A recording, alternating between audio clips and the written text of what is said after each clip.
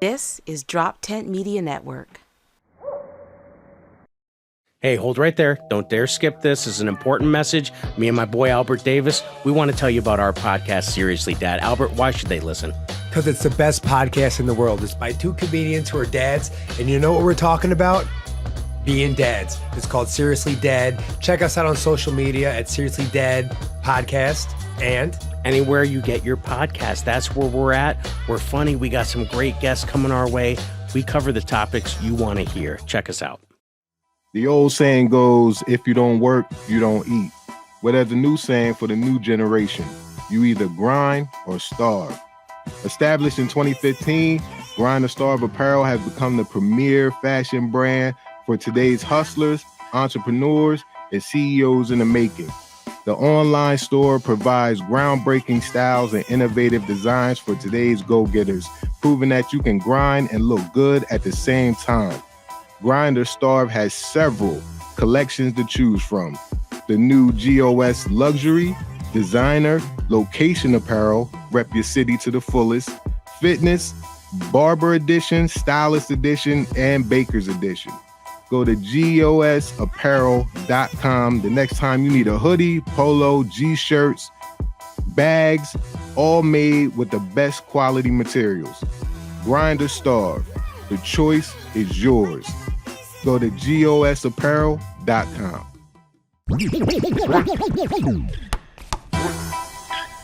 High IQ basketball with Brian Isley and Raymond Byrd. What's going on, bro?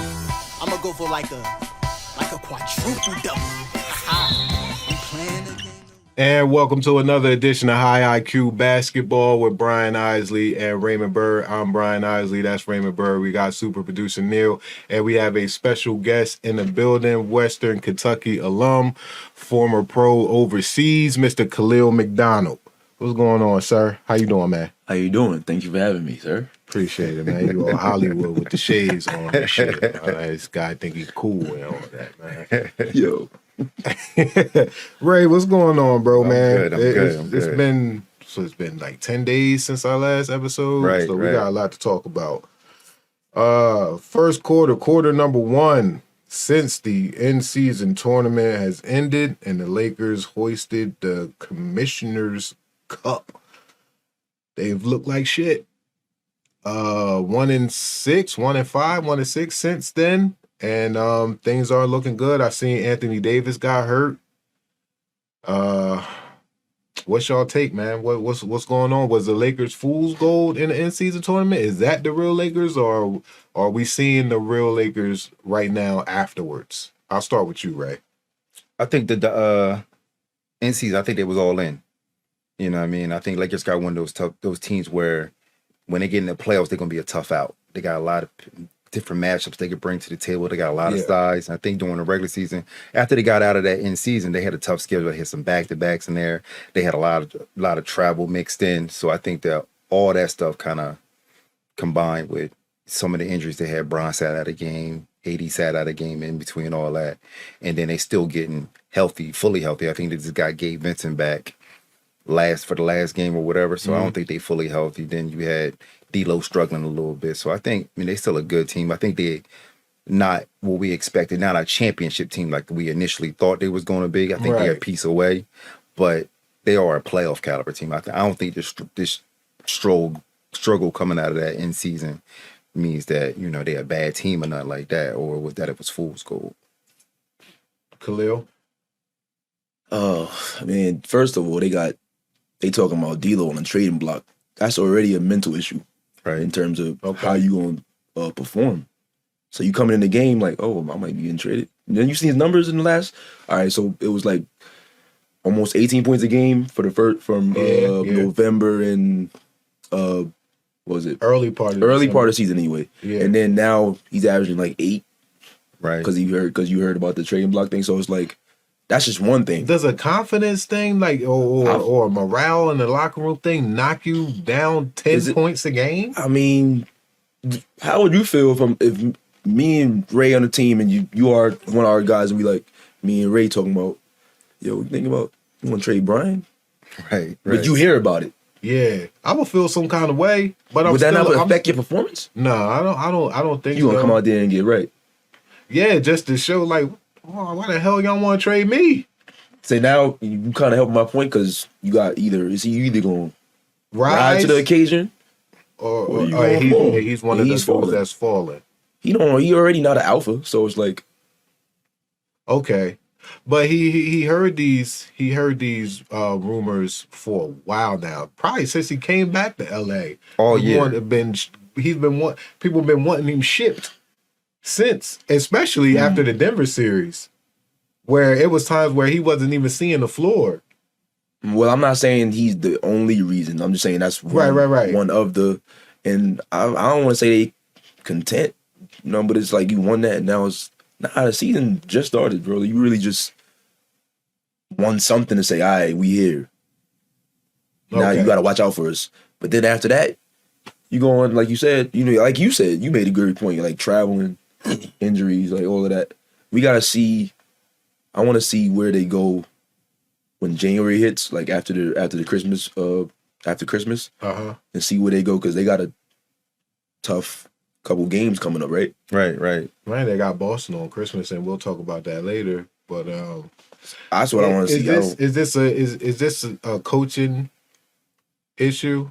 You say they were all in season tournament. How do you keep your team engaged after that? Because it seems like they're disengaged.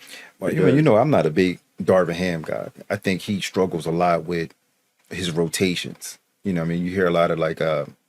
We had Lamar Odom on one show podcast he was on. He was saying what he thought the starting lineup could look like or should look like. Mm-hmm. And it makes sense. And it's a lineup that he ain't never tried. They're just putting all your interchangeable points and all your interchangeable players in the same lineup. You're moving Vandy into the starting lineup. You can move D'Lo coming off the bench, which will probably help him. And I know we was talking about D'Lo and his struggles.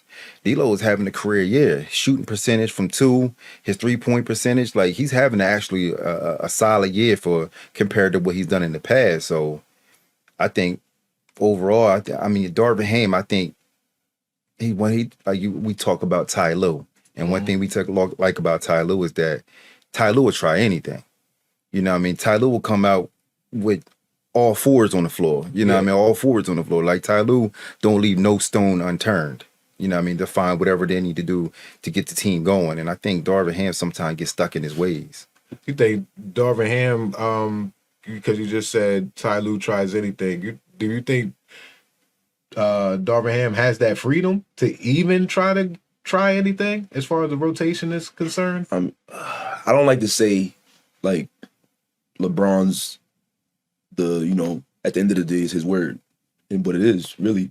So it's like people keep on trying to say Darvin is really probably LeBron. Yeah, and what's name is just like a bench manager. You know what I mean? Like he got to manage the subs, and he doesn't sub well. Like it seems like. I don't know if he sub like Ray has pointed that out. Yeah, I don't know if he subs well. Like guys, you got to get, like you said, you got to get different lineups in there. Like if certain guys guard better, you got to put him on the primary scorer or whoever it is, and be able to switch and guard different positions. Like you said, D'Lo coming off the bench, that's probably a better idea. Put LeBron at the 1. You know what I mean? I don't know. LeBron at the 1 has worked. They won a championship with LeBron at the 1. I don't think Brown is a 1 no more. It's too much. You think it's too much on him? I don't think it's too much. I just seen when he played against like the Rockets, right? Who the bull he got beef with on Dylan on Brooks. Dylan Brooks. You ever notice when they match up, Brown is off the ball because Dylan is picking him up full court. You pick Brown up full court, now Brown's turning his back. It ain't old LeBron. It's a different version of LeBron we got now. And I think if you are a good basketball team and you put a defender on him, I'm going to pick you up full court and I'm taking the ball out your hands anyway. Brown can still orchestrate the offense. It's just not from getting the ball off the backboard and bringing that thing up the court. That's a good point. I think you'd be better off with putting Reeves in the starting lineup as well and let Reeves bring that thing up the court. Brown can still be the one who initiates the offense, but I wouldn't put that on him. I was liking Reeves off the bench though. He been getting busy, But I don't don't think he's played better. He's played great off the bench, but I don't think they one of those teams that has the luxury of having a guy who can get buckets come off the bench. Like, because you got guys like Cam. I like Cam Reddish, and defensively he's been bringing a lot, but offensively he's giving you 5-6 points a game. I don't think they got enough firepower where they can afford to have people in the lineup that ain't giving you buckets. That ain't stretching the floor. Last point on the Lakers. You counted that point. What is what he just said as far as Reeves? I know I agree with him in terms of Reeves probably getting back in starting lineup. I just know that Reeves has been playing a lot better since he's came off the bench, though. And just because you come off the bench don't mean you're not ending the game. He's ending games. He's ending games. He's making clutch plays for them at the end of. Sometimes you need a fire starter because things ain't rolling when when that tip off start. Right. So it was like, all right, that first 4 minutes, once you get to media timeout, all right, here come Reeves, or boom. You know what I mean? Now it's time to go. I don't want to say Lou Will, but that was the type of, you know what I mean? I agree with you. That Lou Will energy.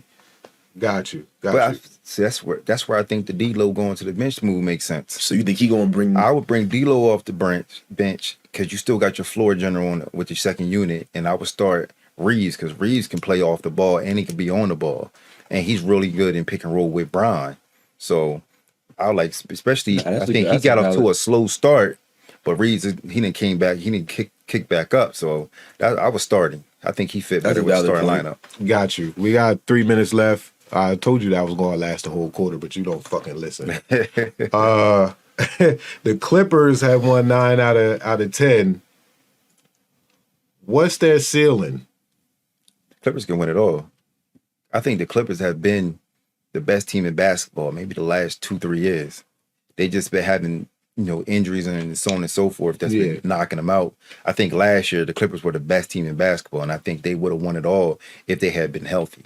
And I think currently constructed, I think it would be a great series between them in Boston. But I'm not going to discount Denver as well because you got the Joker, and I don't think they got nobody who can deal with the Joker, and I think he kind of evens that out. But Clippers is good enough to win it all.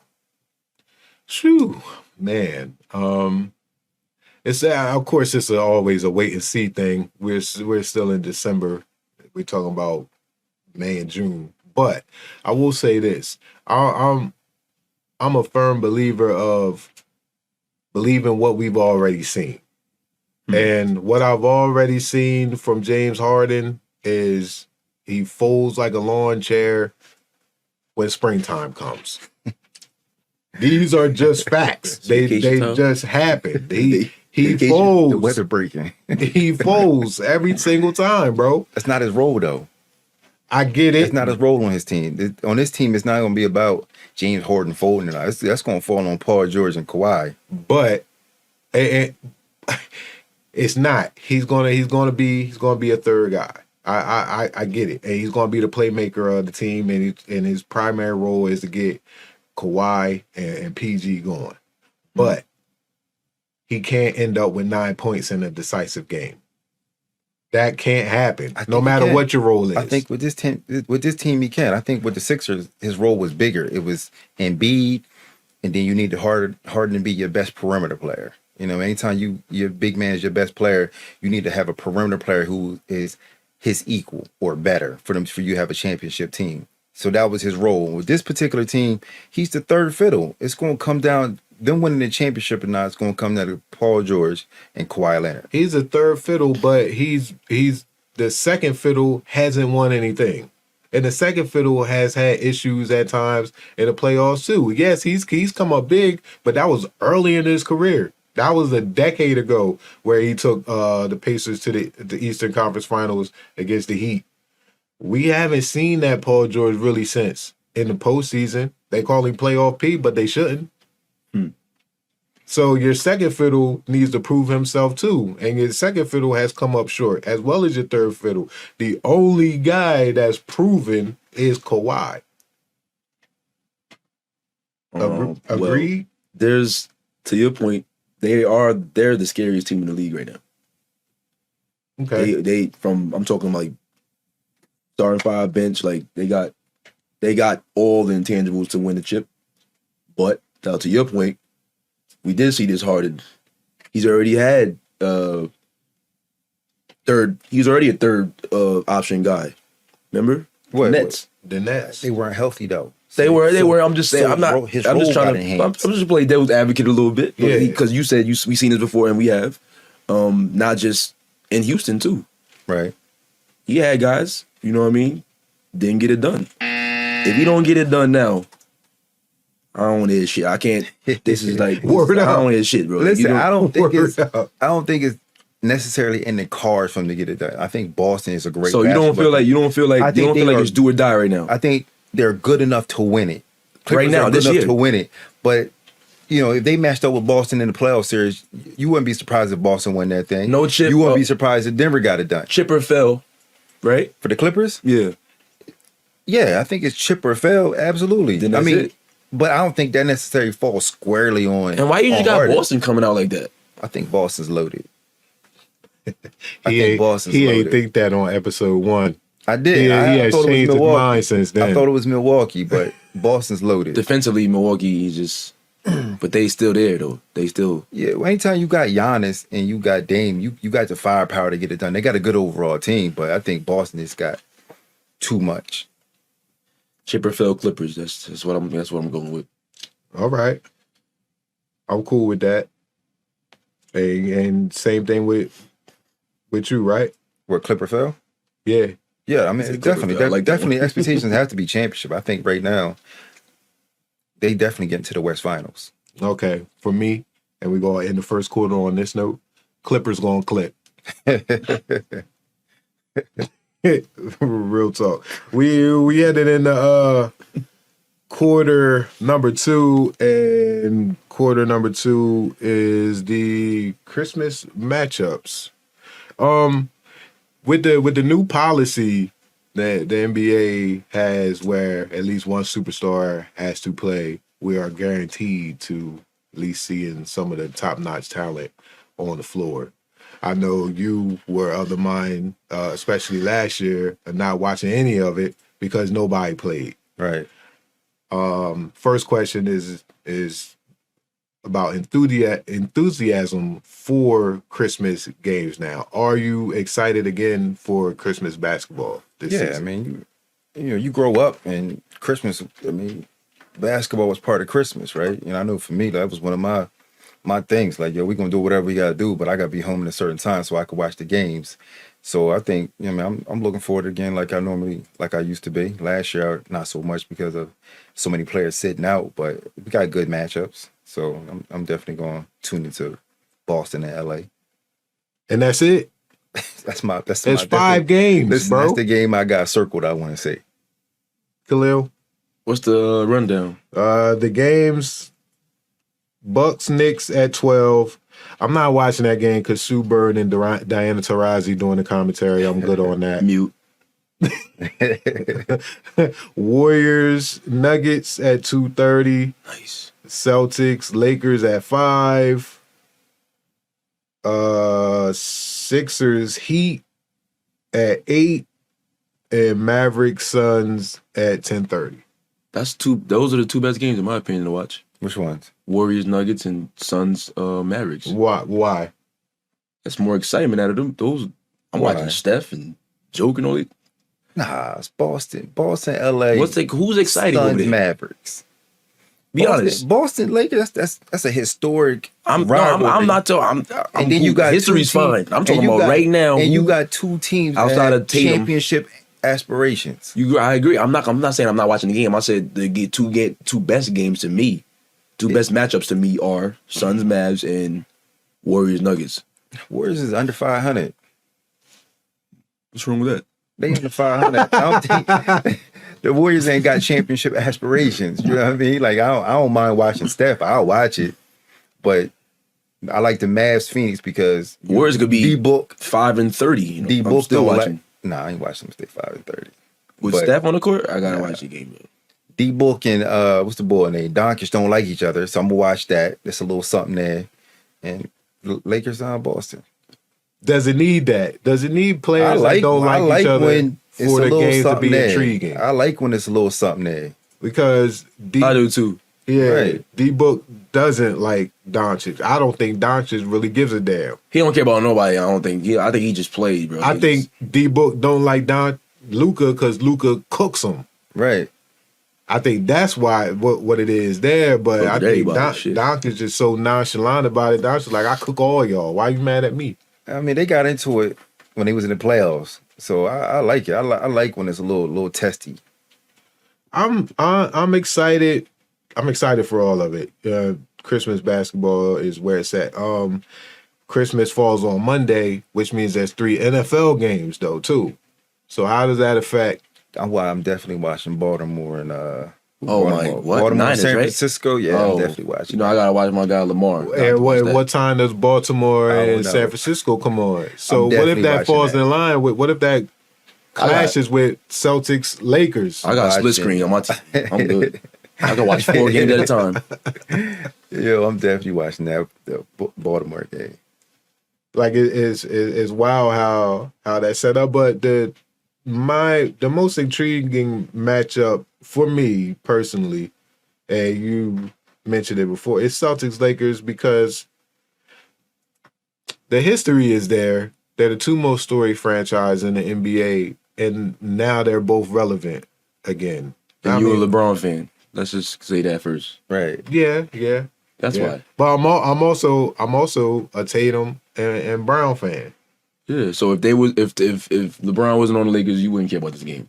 That's not true because I'm a Lakers fan. Yeah, I wouldn't. I wouldn't. You see? Thank you. I would. I'm a Lakers Brian ain't in fan, LA. bro. I ain't watching it. Like that's the guy that goes wherever Brown goes. I'm not that You're a guy. Lakers fan, my bad. I'm a Lakers smoke, fan. I am a defender of LeBron. You know that. Yeah, he deserves his flowers. That's established. Who's your GOAT? I think it's GOATs. Who's your GOAT? Yeah, it's no GOAT. He's always been. It's not one. Basketball's. We talking. He's one of so those many guys. years, bro. Like you can't just say one guy's the best. No, the person I've heard him say. Why do we have to do that? Because I feel like when you talk about great players, right? I mean, and it's errors are errors, right? Yeah. Because I mean, we're gonna get into Wilt and why I don't agree with you, but and it's Love gonna Wilt. come. It's gonna come down to errors, right? And that's where we're gonna disagree at. But you start nitpicking, and you get the opportunity to really dig into. It's not just numbers. It's who can play and skill sets and all that Who stuff. you played against, right? And who you played against, the too. competition and all that stuff. I think you can have a GOAT. You should know by now. We're Brown. pro My LeBron Brown. show. You know that. Bron's a GOAT. I just wanted to see where you was at with it. You know what I mean? I'm definitely taking Bron over Jordan. If you Okay. go- Whoa, all right, why? okay. Come on, man. I'm It's saying like- I agree with you. I just want to know because He's I a better respect your basketball player. opinion. I want to know why. He's a better basketball player. Is he really a better as scorer? simple as Absolutely that. not. Right. I don't care about the 40K. He don't score better than Mike. All right, let's Is go he? back. Does he? He's making us 3 right here better. But let's That's what go back Bron's to doing. the other part. Jordan, right? we ain't getting the ball. Let's go back to the other part. You said he not scoring better, right? No, he don't score. All right, let's talk about it, right? Because the goal is to put the ball in the hole, right? Right. It don't matter if it's a step back jumper or it's a dunk. The goal is to put the basketball in through the hoop, right? Yeah. Who's been better? He doesn't score better than Mike. Tell me, but if the goal You don't. is to make the basketball go through the hoop, Bron has done it more efficiently, and he's done it more. Right. So how can he not be the best at doing that? My thing is, The skill set better. I get you. I agree with you. Jordan does not. He's not really looking to pass the ball. Obviously, we know that, and Bron is looking to orchestrate. Right. That right there and alone tells me that you a better scorer because your mind is set on doing just that. I'm here to score. I'm going for 50. Bron not coming out on it before the game. Yo, just give me the ball. Right. I agree. I'm going. That's what makes him the mindset is what makes him a better scorer. It ain't just about the skill level. There's a lot of guys that got hella skill. Paul George, one of the most skilled players in the league. He is. He ain't even close to being the best scorer in the league. He not close. Don't even. You can argue that. He's not top 5. He's never been. Has he ever been outside of the year that he almost got MVP where he's top 3? That was the only year he was top 5 in scoring. Right. But I mean, that skill set. You can talk about skill set. It's still got to be it's mental, bro. It's mental. but we got Jordan a lot of people came in, who are scoring. mentally. Jamal Crawford walks into a game and his mindset is, I'm going to go get 50. He might not get 50, but he got that mindset. That's what makes Jordan who he is, because he's getting that. He getting that. Yo, the goal is to put the orange thing through the hoop. Ain't nobody. And Jordan, what's Jordan? 14 years? 15. Right? 20 boy in 21 years. You know what I mean? So of course he's gonna score more. I mean, I'm not talking about just the totality of it. I'm just saying Brian's done it efficiently, and he's more efficient, and definitely took way less shots. Right. Jordan gonna shoot. The fact that he took way less shots and played over 400 more games is mind-boggling to me. To play 400 more games and to still take less shots and to still be more efficient, that to me tells me that he's the better scorer. That's 4 or 5 years of basketball. You understand? Like both of y'all are right.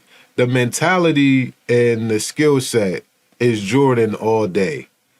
Actually being able to put the ball in the basket, that's the main objective that Dr. J. Naismith put into the game. This is the goal. And LeBron James did that better than anybody. Like, both of you guys are right. Both things can be true. And I'm not saying they are. And I'm not saying LeBron's not a scorer. I just say he don't score better than him. Is all I'm saying. I don't think anybody is better. You know what I'm saying? But to his point, LeBron does all that stuff. I think, or it might have been your point, LeBron does all that stuff while being everything else, while still being Magic. You know what I'm saying? Like, that's my guy. And it's all I was going to say that. I was going to say when he asked who your GOAT was, you say there's different eras that you can't really say, but the guy that you brought up the most is Magic Johnson. Well, to me anyway. These past few years, though, that was a minute ago though. Like we had. Yeah. All right, so he's not even close with him and LeBron now. You love Magic, right? Yeah. Is Steph the greatest point guard ever? He's second. Magic is one. All right. But he probably is gonna pass Magic. Stop it. I don't even ring or not. No, I'm not talking. Stop it. Why? He changed the game. I know. I agree with all that. You got kids throwing shots up, looking out the way they can't even shoot. I agree with all that. Steph ain't no one. He ain't never been a one. He's a different type of point guard. Just because you're not. Okay. This is why I like this argument. Forget the 10 assists. I'm just saying he's not even initiating the offense. Could you name me in the last? That's the best. That's also the best player on the team. Name me the traditional point guard that has won a chip. 10 years. Last 10 years. Name traditional point guard that Chris Paul's and Isaiah Thomas's. Those guys are ball dominant with the rock. And they got to get their team involved, and they're one of the best players. Name them who won a chip. Isaiah probably was the last. I said last 10 years. Last 10 years. There's none. The traditional point guards do not win no more. I'm not debating that. I agree. So what's wrong with these new point guards? Jamal Murray's similar in terms of moving without the rock. What Steph Curry is. He's an incredible basketball. So why is he not a point guard to you? Because he doesn't run the offense at all. He doesn't initiate the hit at no point in time during their run was he the guy initiate. At one point in time, it was Bogut. It has been Draymond. He has never been there. He's a great man. Tell me. So when Steph comes up court, and sometimes he does. He's off the ball. When he comes up court, he throws it and he runs off. That's initiating off. That's starting the offense. Just because you don't like the way it's being ran, doesn't mean he's great in pick and roll. Steph can pass. He can. Steph is great in pick and roll. Right. When it's 13, 12 seconds left on the shot clock, give me the rock. He can do that. He can boogie. Like he can. Absolutely. I agree. So you can't say he ain't. He not running the show.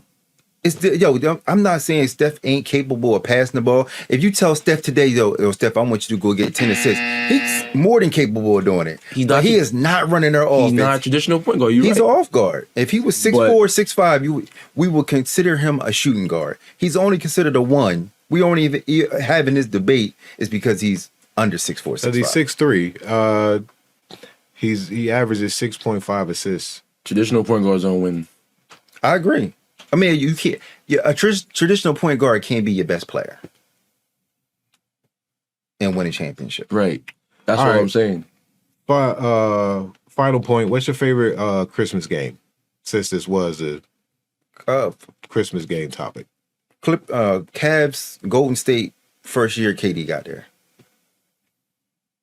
Damn.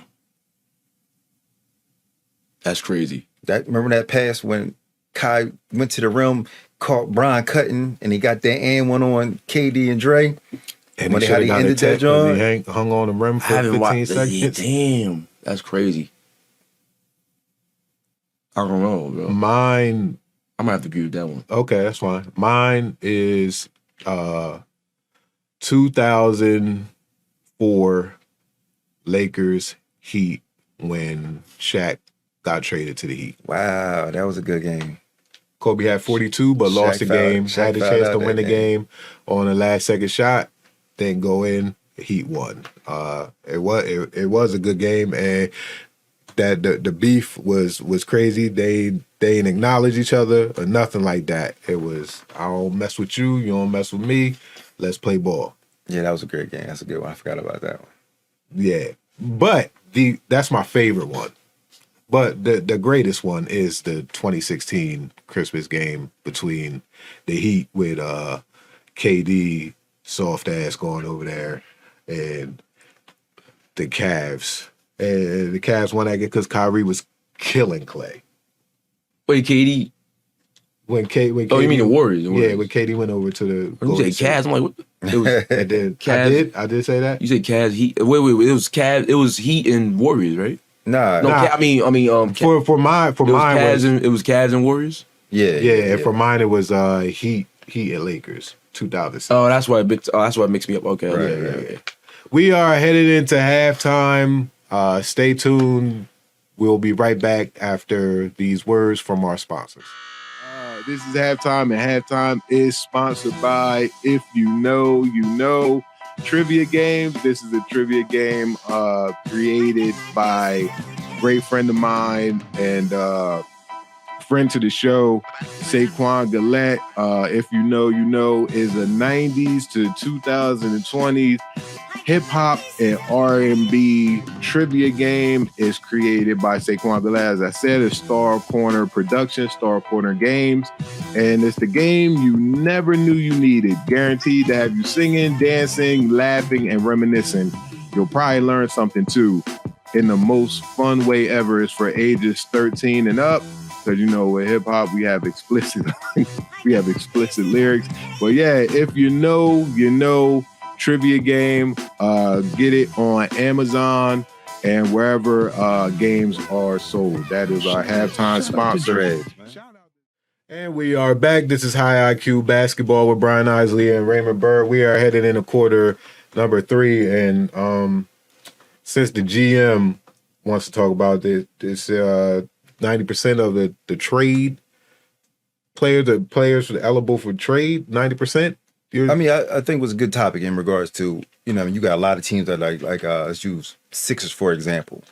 They look good right now, but they got the assets to go make a move and go add to what they already currently have to put themselves. I think they're a notch below Milwaukee and Boston in regards to trying to get out of the East. So, the question was with most of the league being eligible to be traded now, because the guys that you signed in the offseason, you had to wait till around Christmas for those guys to be eligible to be traded. So the guys like D'Lo and Cam Reddish and all those guys like this off this Lakers roster, all those guys are eligible to be traded now. So the question was, with the Cavs, I heard there's rumblings that Donovan Mitchell is going to be eligible. They're going to be looking to trade him. You got Siakam from Toronto. You got the whole Bulls roster that can be traded. So, with that being the case, like, what do you guys think, or what moves you think expect to be made? Do you expect the Sixers to be, they're going to do something? So do you expect them to go after a Zach LaVine, a DeRozan, or Donovan Mitchell? I asked this question to Keith Pompey a couple episodes ago, and I tend to agree with him because I'm looking at the Sixers as currently constructed. They just had a game where their all three of them had a 30 piece. They look like a well-oiled machine right now, man. I would be, if I was a GM, I would be scared to do anything that may disrupt that chemistry. Now I know leaving it as is has the potential for them to be a second round out. I get it, I understand that, but that's what they've been for the past 3 or 4 years, and they made major moves just to be a second round out. So we've had this conversation before where they're playing with house money now because they haven't made a big splash in free agency or trades. They got rid of James Harden. They got rid of that headache. They put Maxey at the forefront now, and now the expectations dwindled a tad. They're not championship or bust or none of that anymore. But Maxey has risen to the occasion. Tobias has stepped up his play. Kelly Oubre came in and been a great addition. So now if they're a second round out, it's okay, we weren't really expecting them to be this good without Harden anyway. So it's a win-win for them. I'm scared for them to bring somebody in like a Zach LaVine or maybe a Donovan Mitchell or something like that, and it just disrupts everything. And because you gotta implement them into that system now. They gotta learn this system now. They gotta play within this system. And like you said before, Embiid is going to take shots. Embiid is a shot taker, if nothing else. So that's not going. He's not going to change. Maxey may not change. Tobias may change with a new addition, but that player that just been brought in is definitely going to change because they're not going to be used to this type of play because they were used to being a guy wherever they came from, whether it's LaVine from Boston or it's Mitchell from Cleveland. So for the Sixers, I say all that to say, leave as is and see what happens, and they'll go do your thing in the summer. What you think, not just with the Sixers, but just overall with the landscape of, potential Trade players wise? that could be traded and added to different teams? Lakers need something. Facts. Sixers one piece away from a chip. They're not winning the chip with this roster. You're not. They need like a Siakam. They need another damn near borderline star or a star. So like Embiid, it's a lot of wear and tear. I mean, he's shooting like a lot, but like he ain't no joker. He's scoring that thing. He get assists off of just I'm getting tripled out here. Right. Joker's looking to throw a dime. Like Embiid, I seen him had the ball right here, 10 seconds. 5, 10. I'm like, bro, Oubre on the corner. Oubre in the corner. And you shoot the fade. I'm like, bro, pass the damn ball. Like, I understand you getting 30 a game, but you make your teammates better when you show confidence in them. That's winning basketball. That's championships. That's the stuff that come up later on with that's not making that pass right there because you're gonna need Oubre to make that shot later on. You don't need him, and you don't get him ready for that right now. This is when you make that pass, make or miss. You make it every single time. Literally, people just paint clogged. Right, and that's the stuff that leads to you going home in the second round. Fade away. But we talked about this before. He made the shot, so what can you really say? You can't say nothing. It's not what can you say. We're looking at it on the outside looking in, but it's like even Oubre's over there, like. And then he went down the other end before Embiid even took the shot because he was frustrated that he didn't get the ball. Now chemistry is a little, you know what I mean? You can't say that he averaging 34. What you gonna tell him? Now, like for another guy to come in. If another guy comes in, he gonna know. You're around the NBA, you know what's going on. If I'm coming into a spot and we can potentially win a chip, I'm gonna buy in. It's Embiid's team. But do I want to go there and boy getting double and triple them and I'm not seeing the rock and I could get right as That's well? What I'm saying. So I don't know if I want to make a move like you said, but like you said, they do need another piece though too. They do. I mean, they out. Second round. If Embiid is looking at the situation and he spoke on this himself. Like, I want to win a championship. Even if it's not necessarily in Philly, I want to win a championship. So if you bring another piece in, I would assume that he would make the necessary adjustment. Like, you at 34 a night, you probably need to be around 25. You around 25, we can win a championship. We can't win a championship with you scoring 34 points a night. In my opinion, it looks like he just wants MVP. Said that. I said, don't look Okay, like so what he's saying and what he's doing and what we see on the floor are two totally different things, right? Right. And then he talking about he said something about, oh yeah, I just won the 50 piece. Remember that drink you had the interview? Yeah. I want the 50. I'm like, what, boy? Like, come on, son. That's what I'm saying. You gotta have you go. Bron in that same situation, Bron's making that pass because Bron's looking at the bigger picture. Bron's looking at, I need this guy to make this shot later on so I can win the championship. So I'm gonna make that pass. And be looking at individual That's goals. why Joker got a ring right now. Right. Definitely. But Joker is naturally like that.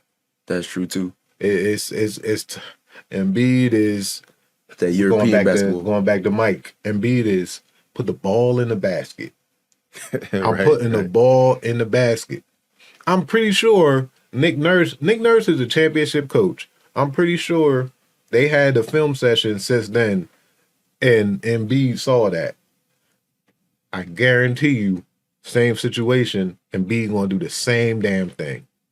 I mean, that's his game. But, I think the Sixers definitely should be looking to make a move. Like you said, I was thinking Levine because of the shooting, but Siakam probably make more sense because you get more of a versatile guy who doesn't necessarily need the basketball in his hands. 6'9", He could fit better. He probably could fit better. He can guard 1 through 4. Yeah, Siakam probably makes more sense. Or the other boys is Anobi.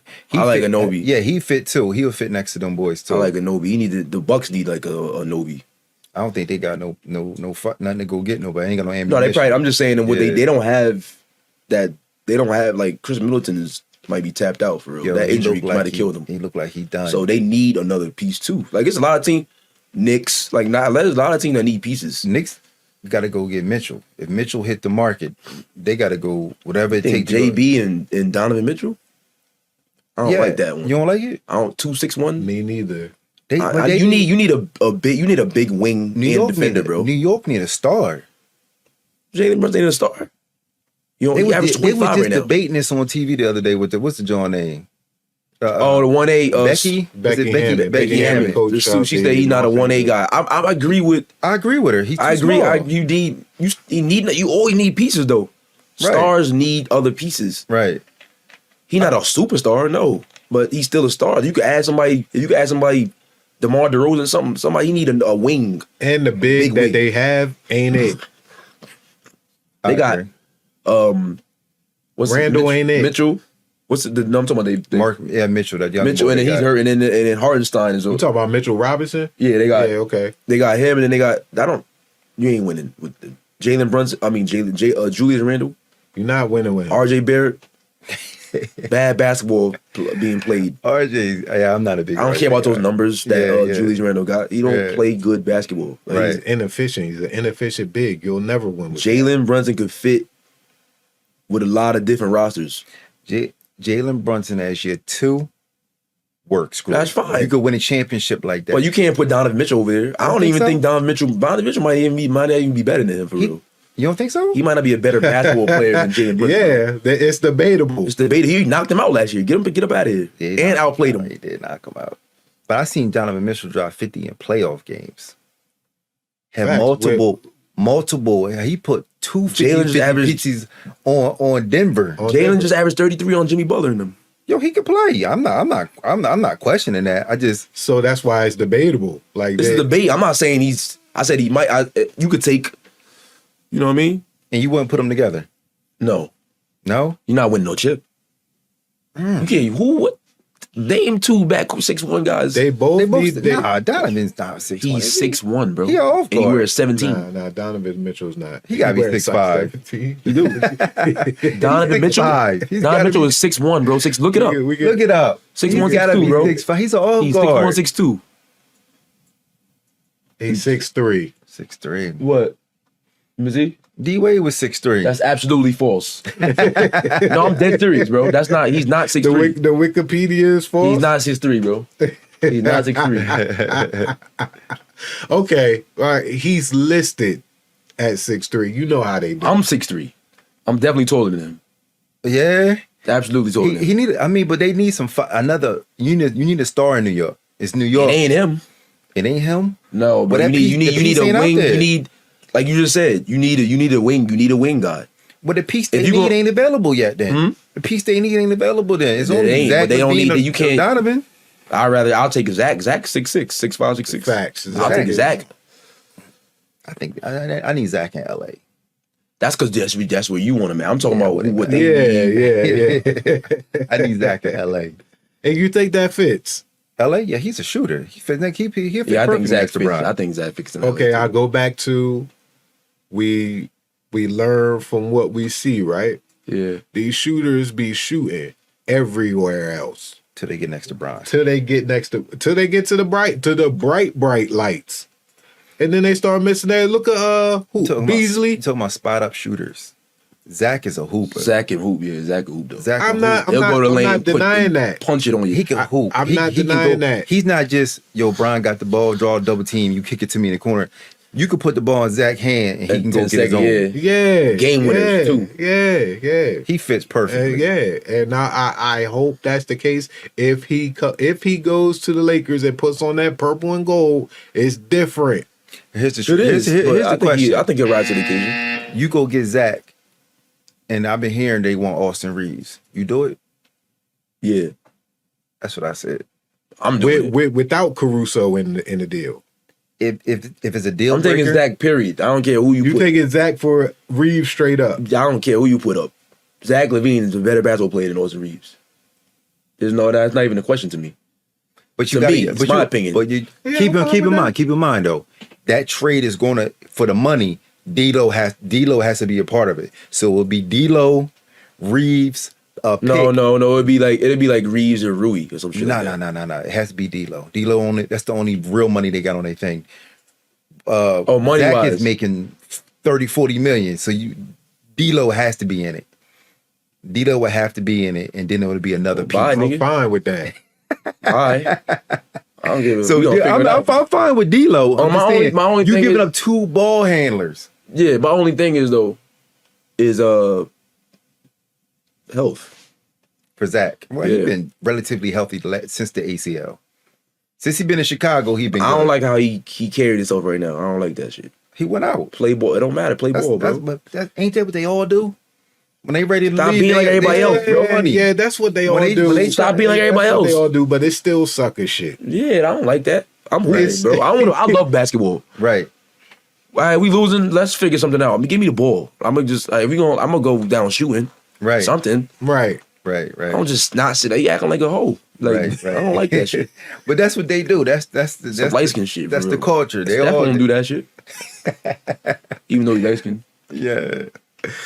That is the end of the third quarter. We're heading into the fourth quarter now. And there's a very interesting take from one Mad Dog Russo on First Take. He was asked if Steph should be considered in the GOAT conversations because Shaq brought it up after Steph's heroic performance against Boston a few nights back. And Shaq posed a question, is it time to enter Steph into the GOAT conversations? And Mad Dog's response was, why are we even entertaining Shaq's opinion when he's only the fifth best center of all time? Only.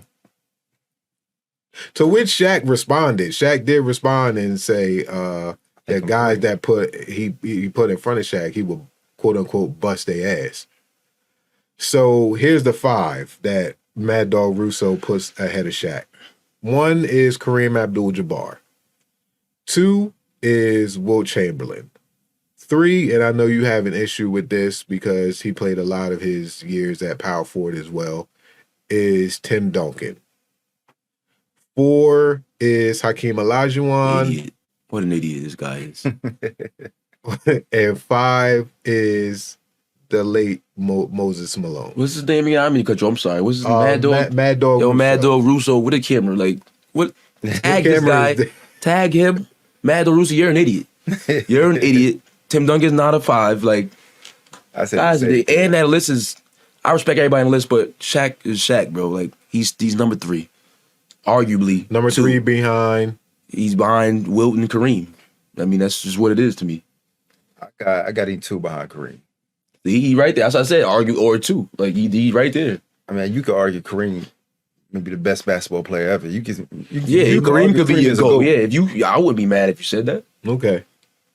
But go ahead. Good. Because I'm gonna go last because I have a different take. I mean, they had Tim Duncan in there, right? I think Tim's more of a 4 than he has been at 5 because he's always been next to a 5 for the majority of his career. But you got Tim at what? He had him at 4? 3 or 4, I believe. 3 or 4, whatever he had him at. I seen Lakers Spurs matchup, and you got David Robinson and Tim on the floor, and you're using both of them to double team Shaq, and Shaq still ate him up. So that tells you what you did. And Shaq is the most dominant 5 I've ever seen.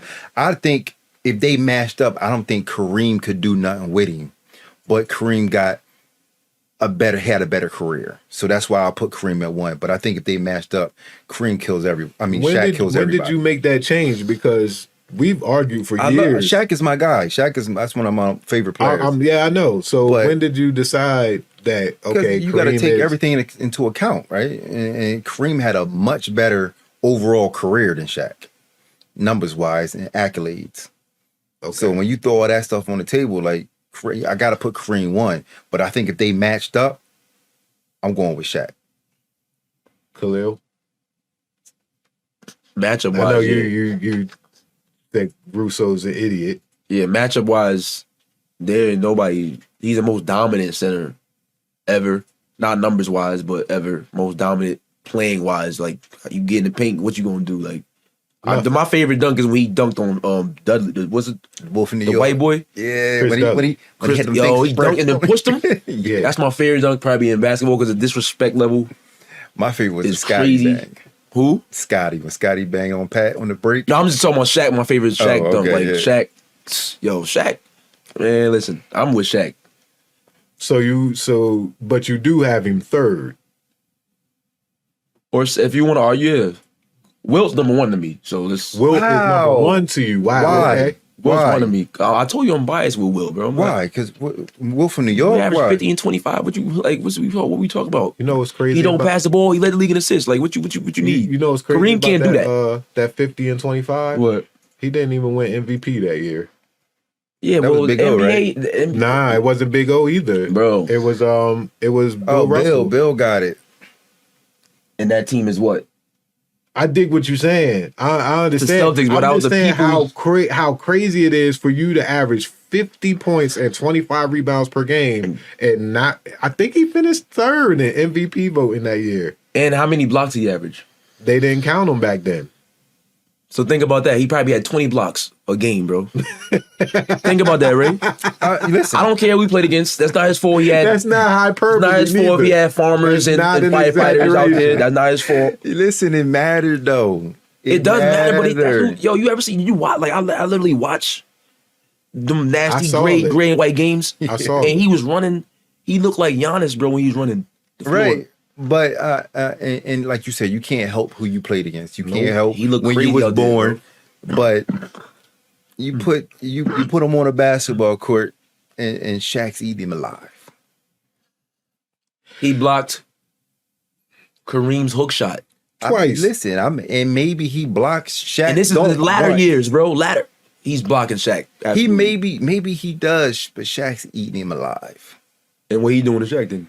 He might. He not getting no buckets. I'm not saying he ain't getting no buckets. I like what the if cards sometimes. Because it's never gonna happen. Because it's never gonna happen. Right now, I like to. Sometimes I don't. Right. But for this, these are some of my favorite talks. For this debate, because you're only going off, what you seen from that person and what you seen from the other person. Yeah, exactly. It's never going to happen. And it could be different. So it's never ending. And it could be different. I ain't mad at you taking Shaq. Nah, not at all. I love Wilt, man.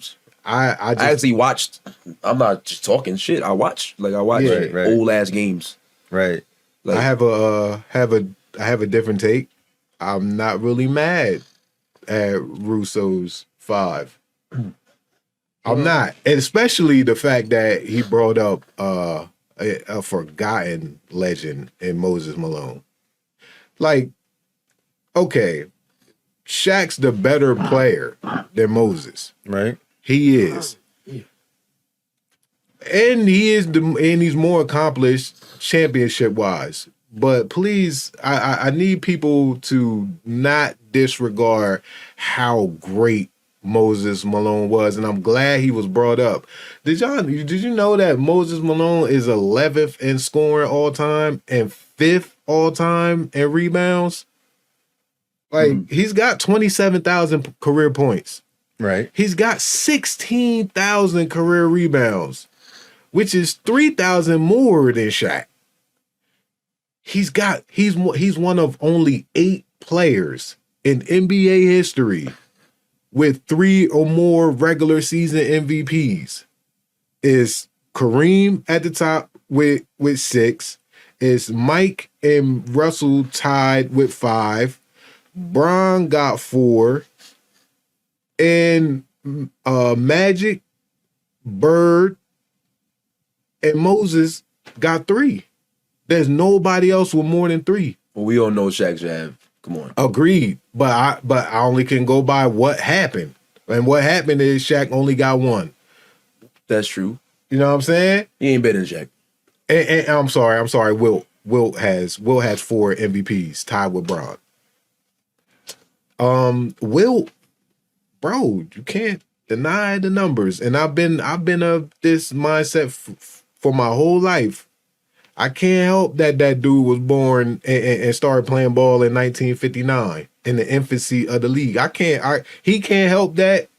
And all I can do is defend it because, all right, you out here what you out here with.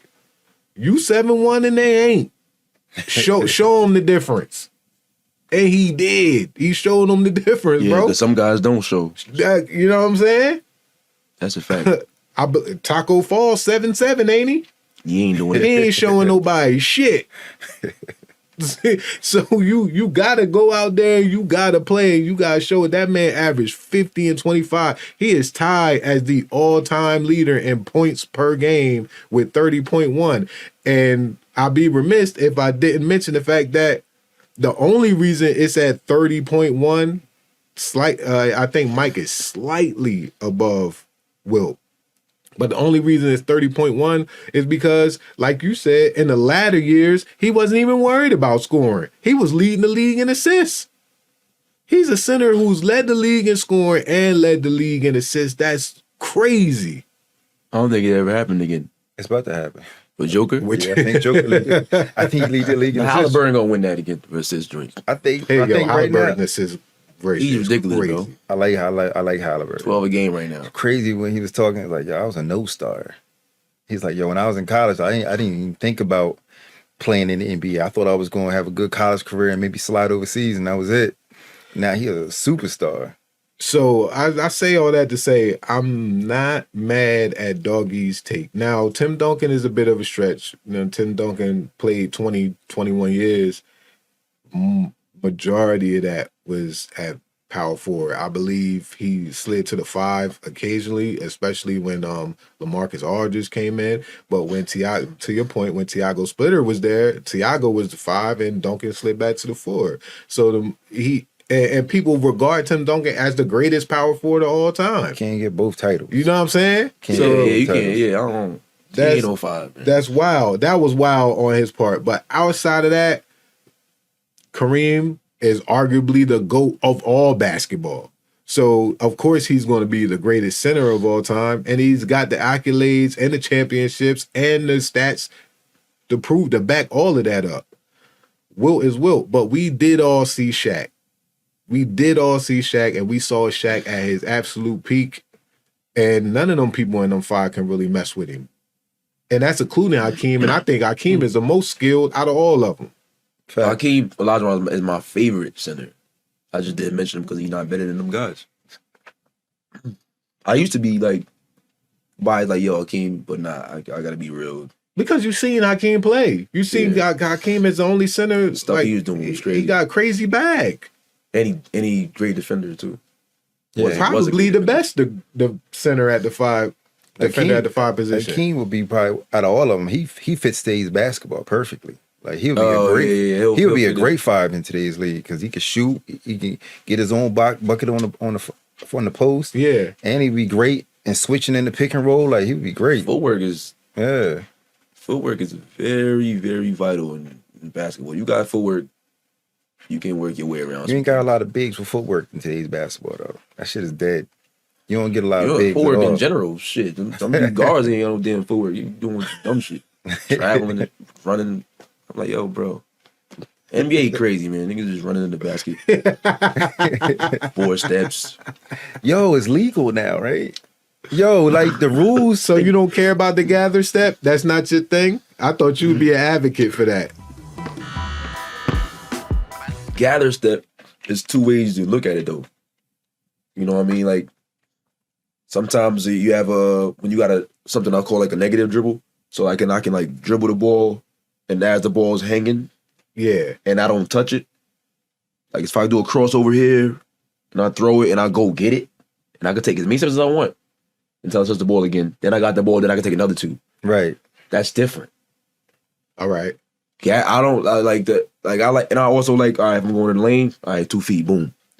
Then I can step through because I can choose you could choose your my pivot. pivot. So, I see a guy going in the lane. Giannis be wilding like yo, bro, Euro here this way, then take another step the other way. I'm like, yo, the game it's just entertainment now. Really, the thing that throws me off, it had to highlight Kawhi. He was on the block. Dude played great defense.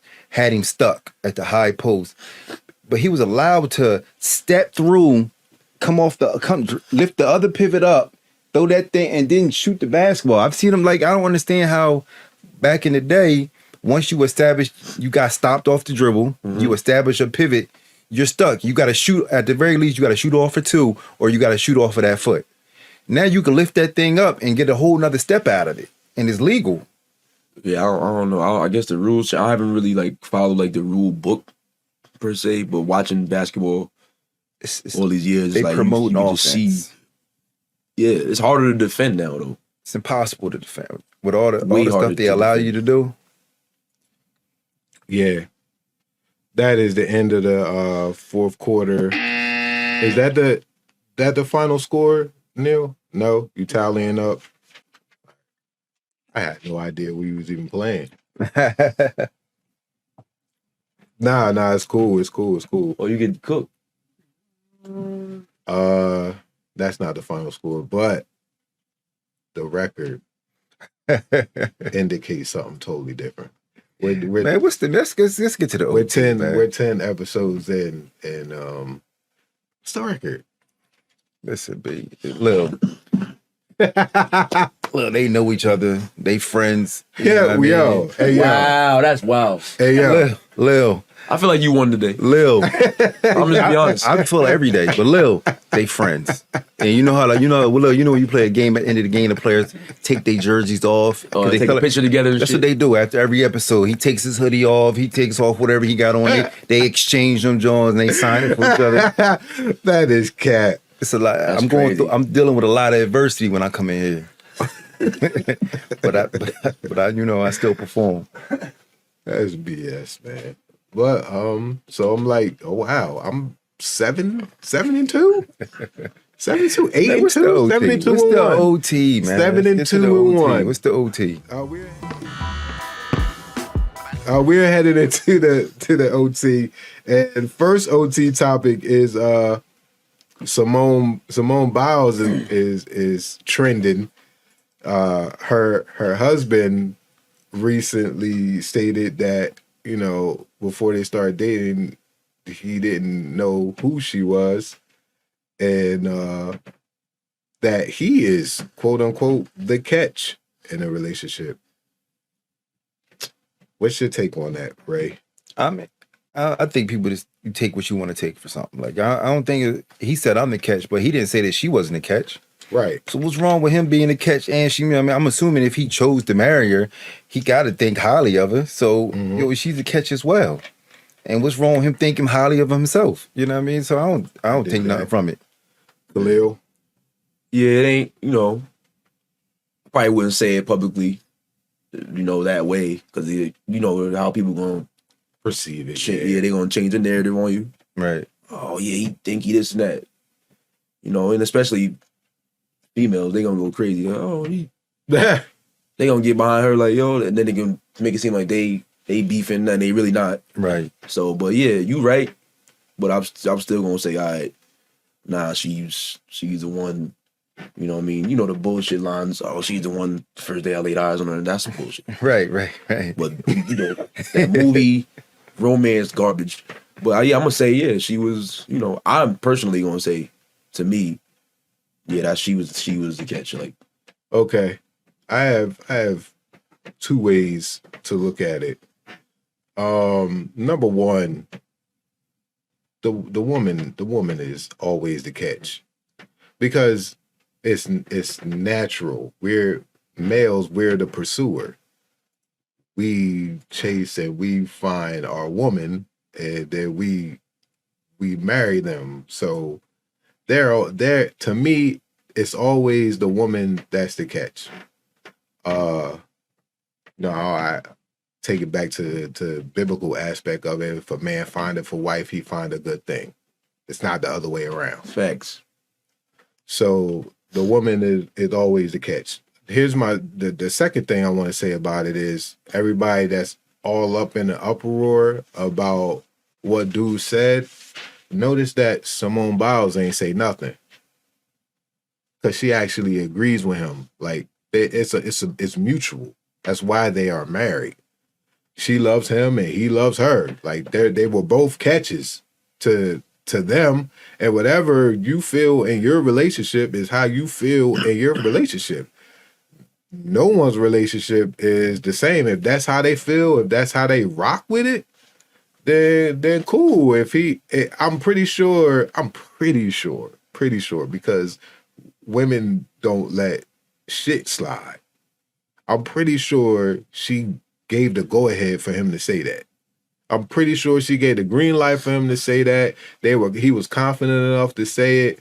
And he probably didn't know who she was until they linked up. So that I don't think that was harsh. I think people are taken aback by the I'm the catch part of it. I kind of disagree with that. But if she cool with it and she's his wife, who am I to say, nah, bro, no, you ain't. You bugging. Right. But in a traditional sense, women will always be the catch to me. In traditional and biblical sense. In the real times right now, I don't know what's going on right now. This generation crazy. It's different, bro. It's crazy. If we get into that, we're gonna sound like three grumpy ass old men. I don't care. It's like we generation crazy. Like we out of touch. You know what I'm saying? Any more takes on that? On that, nah. Okay. The next OT topic we're gonna get into is this crazy tdjakes P Diddy situation. Lord have mercy. Jesus Christ. Man. So there's been some allegations about mega pastor tdjakes of, tdjakes is the pastor of the Potter House. Been a prominent figure in mainstream for, I want to say, about 30 years. I learned about tdjakes. My mom's a minister. She was watching tdjakes VHS tapes back in the 90s. So I've known about this man for a long time, and these allegations that have come out about him now being associated with Diddy is just oh God, it's just absolutely wild. And I want to reserve my take for last. I'll let Ray start off with it. When you first heard these allegations, they're not news. They haven't been supplied to us by any prominent media source. It's all been hearsay and allegations and all that. But what do you think? First of all, the term power bottom is crazy. Like that shit's wild funny. Like that's the word we use in our ears that we power bottoms. That's really crazy. But I didn't grow up in church like that. So, I didn't have no, feelings towards him. Like I didn't hold him in no high regards or nothing like that. You know what I mean? But you knew about him though. I know about him. And all these celebrities, you know what I mean? Like when you start peeling back the cover, they all be into weird shit. You know what I mean? I guess once you get to all this money and the fame, I guess, you know what I mean, you start moving weird. You know what I mean? This regular shit that regular people do ain't enough for you. Kahlil? Man, it's surprising, but I'm not like, I don't know what's the word I'm looking for. I'm surprised that these allegations are, in the air or on the media or whatever. But I'm not like, I could believe it. It's a lot. Like, these celebrities, he's a celebrity at the end of the day. Yeah, he is. You go to these crazy Diddy, whatever these parties is going on, dude just, backdoor, pause, all that. So, you know what I mean? I was always against that, but you do what you do. But you can't be this type of figure and you know what you believe in and then go and supposedly whatever and do that. Can't lead the church and be moving right. Like that. You can't move that. You know what I mean? You got to move a certain way when you a certain type of figure. Yeah. Like you are in the black community. He's like the number one pastor, bishop. He is.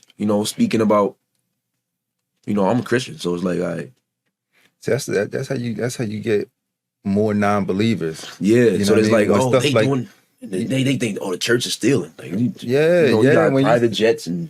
Right, when you see Bentleys stuff and all like that. that's like, yo, you can't. It makes you feel like, and everybody don't move like that. Some people out there that got good intentions who truly trying to spread the word and get people to move how they need to move. Blah blah blah. And when you get someone like that who at the top of the totem pole and they do something like that, it make all of them look crazy. Make all of them fall underneath that same window when that's not necessarily the case. I mean, at the end of the day, we all human. Nobody perfect, but that. Can't be a power bottom. You can't be that right there, man. You know what I mean? Back door?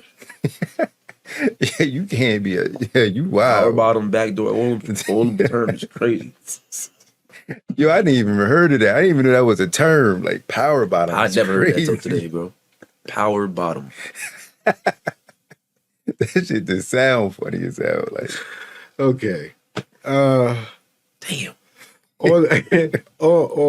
On a serious note, you said you're surprised, but you're not surprised.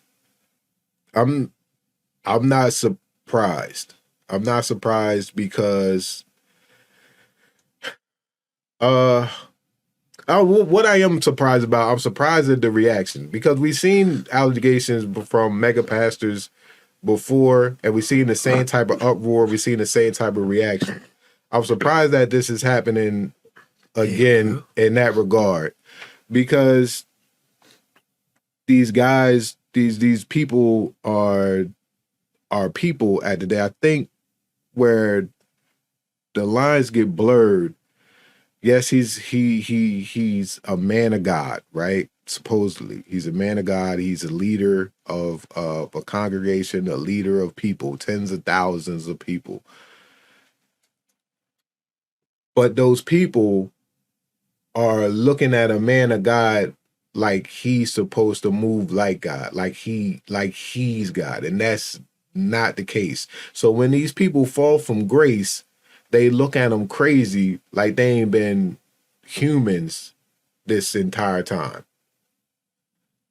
They gotta stop putting people on a pedestal that is undeserving.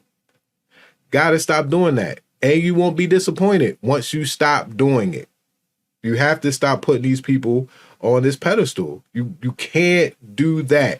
Yes, he's a pastor. Yes, he's held accountable, and he's held in a different regard than maybe his congregation or maybe normal people, because he took on this task to bring the word to people. But at the end of the day, he's still a man. He ain't God. He ain't Jesus. He ain't none of that.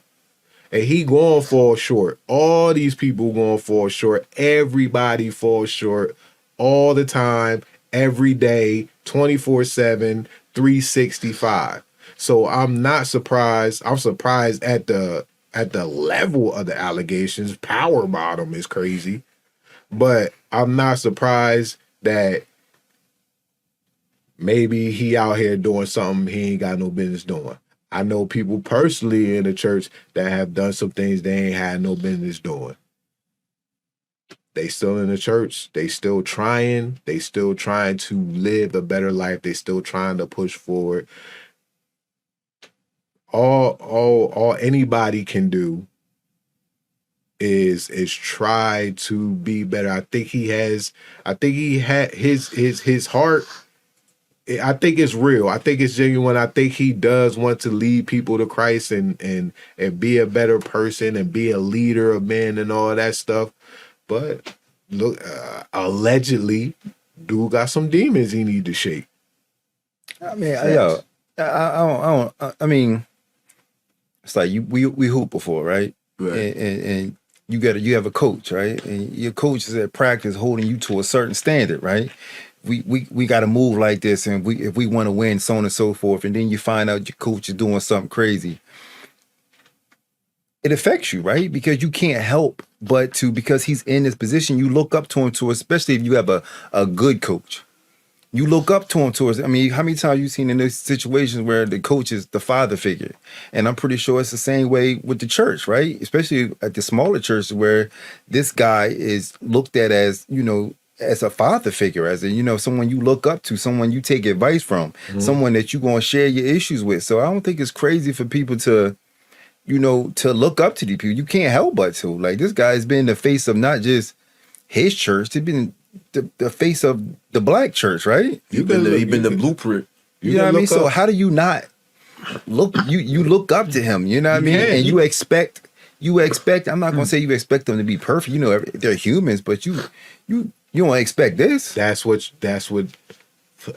anything of sin is less than perfection. So yeah, he's going to be less than perfect. Like, it could have been anything and people going to look at him crazy because it's less than perfect. It's just that the severity of these allegations makes it seem even crazier. I'll leave it at this, and then we can close out the show. These preachers are preaching from the Bible. In the Bible, it says that you're not supposed to trust man, period. These are men preaching the Bible. You can't put your faith in men. So to all you people out there that's putting your faith in men, this should be a lesson to you to stop doing that. Put your faith in that word that he's preaching from, not the man who's preaching that word. And we'll leave it at that. Kahlil, thank you for stopping by, man. Appreciate your input on the game and all this wild stuff that's going on outside the world. Appreciate you. Ray, as always, my guy, super producer Neil in the building. This is High IQ Basketball with Brian Isley and Raymond Byrd, and we'll catch y'all next time. If you're going to a baby shower and you need a gift, I have the perfect solution for you. Go to Honeybee Cakes on Macari. Honeybee Cakes specializes in affordable diaper cakes. They make the perfect gift for the new addition to the fam. Search Honeybee Cakes on Macari today. Hey everybody, this is Brian Isley, comedian extraordinaire, asking you guys to download Logo, the Isley album, and Uno, the One Take album. I have 3 albums. They're all on Spotify. They're all on iTunes. They're all on Tidal. Streaming well right now, but I need more support. I need you guys to go and download these albums, man. Download Logo, Laugh or Get Offended. Download the Isley album and download Uno, the One Take album. And they are available where you stream all your music. They're hilarious because I made them. So download these albums today and get your laugh on. Yeah, I can put that together. I actually might. They're just audio? The albums? The albums, yeah. Hey everybody, how you doing? This is comedian Neil Wood and Adam Nutter. We can't do it like that. You have to sound like a human being. That's insane. Because I'm realizing how little you're talking. Adam Nutter. I could just take, if you just want me to, honestly, you know what we need to do is we just need to get that clean. Adam Nutter. And then I'll just pop it in wherever I need to, bud. Adam Nutter. Let's do that. Come listen to the Cult of Us podcast. That's our promo. Adam Nutter. A Drop Tent Media Network podcast. Go to droptent.com or search Cult of Us podcast on your favorite podcast platform. I'ma have to tie up my Nikes for this one. I'ma go for like a quadruple double. I'm playing the game to win, and greatness come from within. The only time you lose if you only never begin. Gotta be like the shoes and just do it. The clock is winding down, so now shoot it. If fortune favors the bold, that's why I keep on just winning. If timing is just the essence, then I'ma keep on just spending. I'm worth a couple of bucks, shout out to Antetokounmpo. Dropping in B-ball facts that's seeping into your glue buds. Advising like Tony Kukoc, we getting into it mucho. Directing all these plays like my name was Tony Russo. Ballin', that's how we do, so I'm going in for the win.